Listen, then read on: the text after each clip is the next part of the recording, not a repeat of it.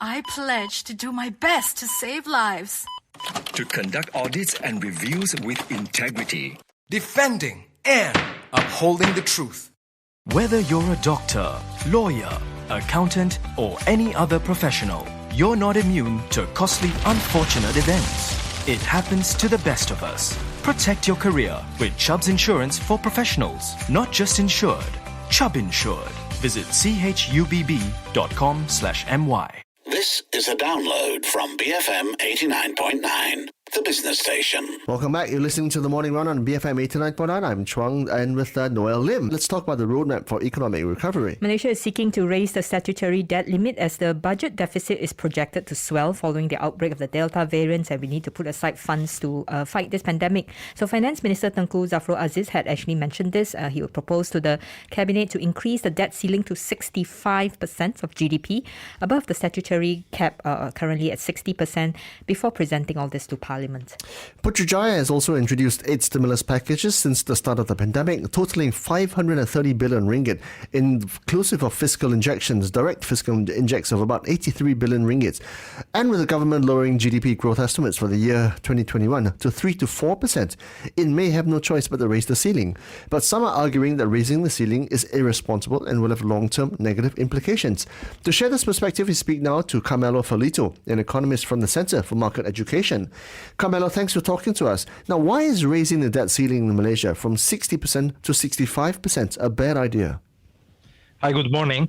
Beyond the number itself, I think that my critics lays in the fact that by borrowing more money, by giving more resources to the government to spend on the general economy, you may produce bad unintended consequences for the future. And in particular, I refer to the risk of higher inflation, a devaluated currency, getting less trust from foreign investors, and discouraging or offsetting private investments, and therefore creating less job opportunities that are durable in the long run.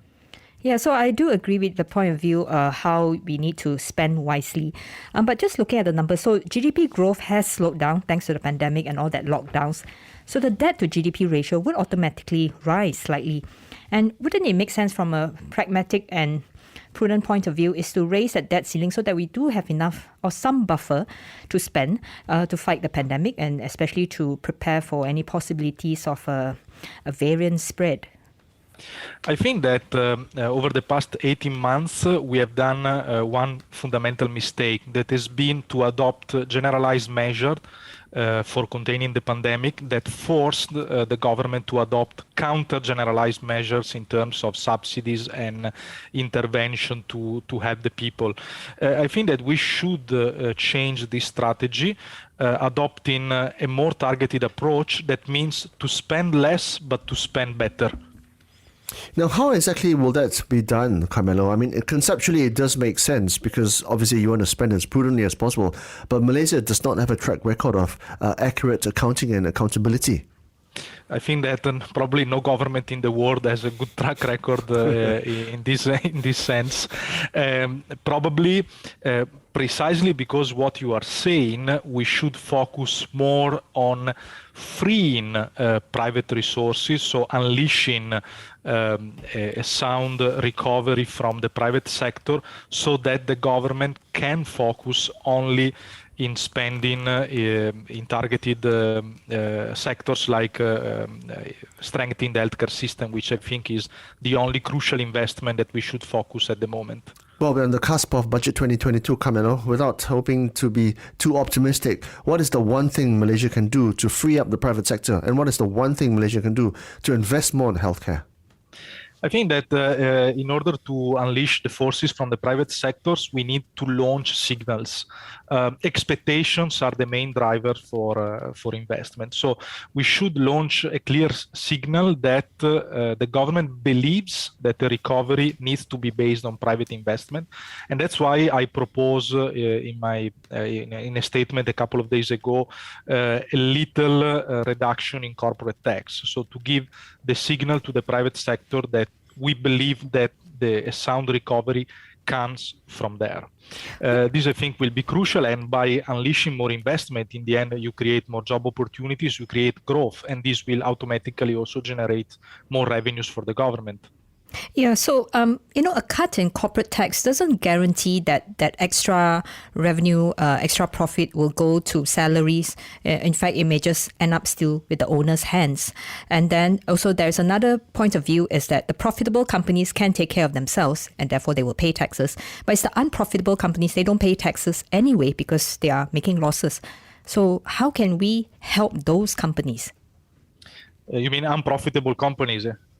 We need to help these companies to get back to profitability, of course, and the best way to do so is to give them a safe environment where to operate, an environment in which SOPs don't change every 2 days, in which there is a commitment to allow them to operate, but not only a commitment to operations.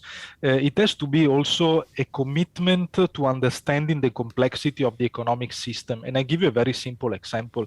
If you allow all the supply chain of schools to operate, so the people producing the desks, and the tables and the chairs can operate, the people producing the food can operate, but then schools remain closed. There is no point for these companies to operate. So we need to redesign our strategy and commit to understanding of this complexity so that the economy can go back on track. But obviously, this will take time. This means a commitment to a long-term strategy because policies have consequences. So whatever we have done, good or bad, in the past 18 months will have to be paid in terms of consequences. Carmelo, the signals that you speak of from the government, and you refer specifically to corporation tax, how much stakeholder engagement have they interfaced with people like you? And to what extent is the possibility of such a thing happening? So far, I didn't see much engagement from the government, apart from the involvement with certain chambers of commerce, but not much with think tanks, I have to say. But a different signal was sent by the current government, at least in terms of speeches, and we are waiting for these speeches to be converted into action. We hope to be engaged in a conversation, and we hope that the government can understand that a fiscal reform is part of the recovery path, even if can be only partially popular and can produce effects only in the long run. I'm not sure if we will see this with the current government, but I tend to be optimistic, and I hope so. Still on fiscal measures, you're proposing a targeted and multi-layer reintroduction of GST. Where would you start introducing this, considering economic activities are so linked? Yes, I think that we should, like it is done in other parts of the world, think to have a lower percentage for the GST for essential goods, for primary goods, I would say like food, and then increasing this percentage as far as we move more into luxury goods. I think that the way in which it was implemented a few years ago, it was already quite good. We just need to work around that model. I think also that there is a general consensus of the need of GST among fiscal experts, among businesses, and many people realize that abandoning that tax was a mistake. So let's sit together and design a better tax that can produce good results for the country. Well, again, conceptually, that seems a good idea, Carmelo, but the current government, with its simple threadbare majority, might be loath to reintroduce GST because it's very unpopular. It was the camel that broke the straw's back in those days. For one side, I think that many already realized that what replaced GST, namely SST, was even worse than the GST. Secondly, the government has try to get the opposition involved, try to launch signals of discussions and distension with the opposition.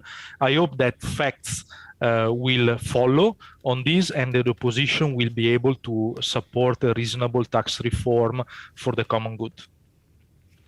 Okay, Carmelo, thank you so much for your time. That was Carmelo Ferlito from the Center for Market Education. Now, that's going to be interesting, isn't it? Because that would really move the needle, the reintroduction of GST. As we know, and in those days we had 6% GST. But, a lot of countries around the world, I think like maybe 100 countries around the world have GST, including in Singapore. And the prudent way for them to introduce GST in those days was at a very low quantum. I think Singapore introduced at 3%. It took a number of years before they went up to 5 or 6%. Yeah, GST is seen to be the more progressive, a better tax system, right? And more comprehensive. But I can't see them, the government, having the appetite to bring this back again at this point in time. BFM 89.9. Thank you for listening to this podcast. To find more great interviews, go to bfm.my or find us on iTunes. BFM 89.9, the business station.